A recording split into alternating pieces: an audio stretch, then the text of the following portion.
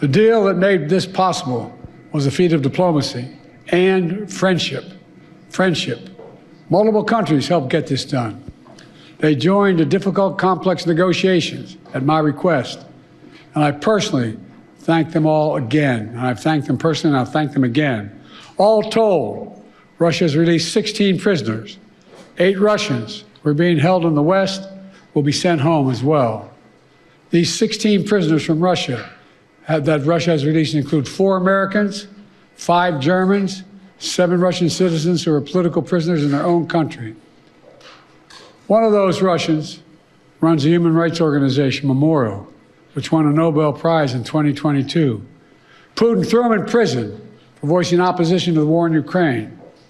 4 others work with Alexei Navalny, political opposition leader who died in Russia prison this year. Now they can live safely abroad and continue their work of advocating for democracy if they so choose. President Trump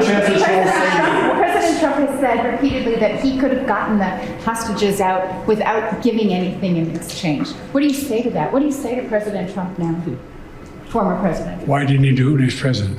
Sir, what did Michael Popok, Legal AF, with some great news for the Biden administration and Vice President Harris. They've successfully negotiated through their hostage negotiation team the release of at least 3, if not 4 Americans that are currently in Russian prisons, making good on Joe Biden's promise that in his waning days as president, he would only do good for America and that he would get Americans out of harm's way and back home and out of foreign jails, especially those run by dictators like Putin. We've got at least 2 of them are journalists. One, Evan Gershkovich for the Wall Street Journal, an American citizen who had been picked up and then sentenced in a kangaroo court with no evidence to over 16 years in prison just a couple of months ago, is finally being released, all through the hard work of the Biden administration and Kamala Harris. He was picked up in March of 2023. And now is coming home, along with Paul Whelan, former United States Marine who worked for a securities contractor who was picked up in Moscow, also sentenced to 16 years.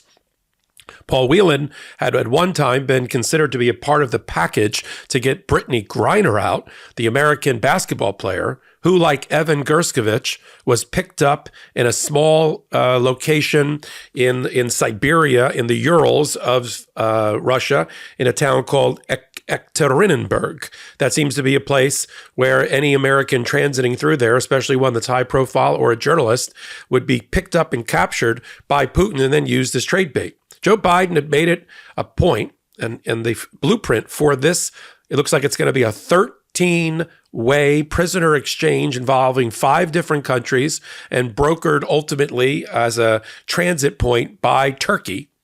There's going to be prisoners that are exchanged, including ones returning to the United States, Poland, Slovenia, Norway, Russia, and Belarus, all involved in the exchange. At least 3 Americans are coming home, and the Americans contingency led by Joe Biden and by Roger Carstens, the special envoy for hostage affairs for Joe Biden. And Kamala Harris was able to also secure the release of at least 1 opposition leader against Putin, who had been a strong critic of his invasion of Ukraine, also getting him out. And we also, it looks like another journalist, along with Evan Gershkovich, Alsu Kermasheva, who's a radio journalist, is also going to be released. She's also an American citizen. So we've got great news showing the strong and firm hand of Joe Biden and the Biden-Harris administration, and they're not forgetting those that have been taken hostages around the world. I mean, Donald Trump can bleat all he wants at rallies and on interviews about how he's stronger than Joe Biden and all of the bad things that happen around the world are all Joe Biden's fault. But the reality is the strength of the democratic and diplomatic ties that Joe Biden has worked so hard over the last 4 years to strengthen, to secure his NATO pledge, his NATO relationships, including with Turkey, are all paying dividends right now. Getting out American journalists and people who were unlawfully detained and facing 16 years, or really, let's just call it life, in penal colonies all around Russia. separated from their families. Think about this. And this is great news. We've been talking and reporting on the MeidasTouch Network and on Legal AF about Evan Gershkovich and Paul Whelan for a long, long time. And this just shows you what a mature, sober, adult in the room type of administration like the Biden-Harris administration can accomplish when it puts its minds to it. Now, has there been any prisoner releases or hostages obtained while Donald Trump was in office? Sure, but not at the volume and not at the quantity that we've seen from the Biden-Harris administration. You know, the Democratic successes in domestic policy are legion. They're going to fill an entire history book when Joe Biden goes down as one of the top 5 presidents of all time. But let's not fault him and actually credit him and Kamala Harris for his conduct of foreign policy. The wars that broke out in these various regions, which were not our fault and have not involved massive troop movements of U.S. troops into those countries. I mean, these are long simmering historic grievances, mainly by Russia, to try to invade Ukraine forever. And the fact that, Putin tried to grab some property and kill a lot of people when Obama was in office or now Biden is in office doesn't mean that he's timing it around Democrats. He's timing it around his own political and economic calendar and his own desire to stay in power at all costs. Hamas didn't attack Israel and kill over 1,500 people because the Biden administration was in power. They did it because, Israel was looking the other way and was caught with its pants down in terms of security. And that's what happened there. It had nothing to do with the Biden administration. They certainly have been great supporters there.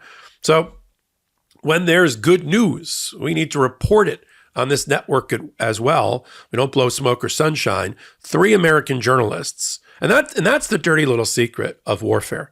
You know who takes the brunt besides civilian populations? Journalists. There are more journalists that have died around the world in the last 5 years than any other category of people. Putting aside the civilian population, the innocent civilian population, that, of course, the tragedy of war visits on them. But journalists who are just doing their job, who run into the fire while other people run out of the fire, are the ones that suffer and get held captive and are killed for just doing their job. Good news today for the Biden and the Kamala Harris continued policies. If you want to know how Kamala Harris is going to be as a president, she's going to stand on her own 2 feet. She's going to be a terrific leader in her own right, making her own judgment, having great judgment in her own right. And she's going to continue the policies that she started and fashioned as effectively a co-president and a partner with Joe Biden. And she gets credit for this as well. This kind of diplomatic and negotiating success. There's been presidents in the past that have said, we'll never negotiate on hostages. We'll never pay for them. We'll never negotiate around them. We'll never swap them. And that hasn't been the nuances of the Biden policy. Biden policy is if there is a legitimate prisoner swap to get Americans out of harm's way and it's transactional, they will consider it. Now, I know Biden's gotten a lot of flack in the past because, they traded Brittany Griner for an arms dealer. I mean, look, Brittany Griner has represented her country well. She didn't do it to herself when she was arrested, nor more than is Evan Gershkovich for the Wall Street Journal responsible, or Paul Whelan responsible for being picked up on espionage or drug charges, trumped up by the Putin administration or the Putin dictatorship. But all we can do is have the right person in the White House and to make these tough decisions. Who do you want picking up the phone at 3 o'clock in the morning, having to make a snap judgment about a foreign policy issue? Whether it's in the Middle East or it's with Russia or China or North Korea, I think the answer is clear. It's Vice President Kamala Harris. And not somebody who's weird, who makes weird statements, who attacks people's racial identity, who hates our adversaries, who hates our allies, who tries to undermine them, including our NATO alliance. And by the way, this is also hats off to NATO. This is another feather in the cap for the Biden-Harris administration for strengthening NATO, Turkey stepping forward to help broker this 13-person prisoner exchange. There's no other way to put it. I'm sure the MAGA Republicans and Vance and Trump, or Trump and Vance, whatever this comedy routine is, are gonna try to take credit for it, or say that Biden shouldn't be exchanging or shouldn't participate in the 13 prisoner exchange. They just leave Gerskovich and wheel in there. I could just hear Donald Trump being interviewed about Gerskovich. Well, I really don't know much about him, and he says they work for the Wall Street Journal, but who really knows? Something stupid like that to compromise his security and his liberty further. We don't want that. We want mature adults in the room. We're going to continue to follow the successes of the Biden-Harris administration from now until 11:59 on January 20th, when the new president, hopefully Kamala Harris, is sworn in. Right here on the MeidasTouch Network and on Legal AF. We sit at the intersection of law and politics, whether it's international law and politics or otherwise, the only way we know how, without blowing smoke or sunshine. We bring you the show, Legal AF, the podcast, Wednesdays and Saturdays at 8 p.m. Eastern Time. And then I do hot takes like this about every hour on the MeidasTouch Network. So until my next hot take, until my next Legal AF, this is Michael Popok reporting. Heary, heary, Legal AF Law Breakdown is now in session.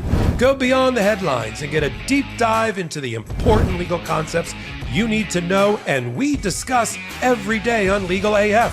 Exclusive content you won't find anywhere else, all for the price of a couple of cups of coffee. Join us at patreon.com/legalaf. That's patreon.com/legalaf.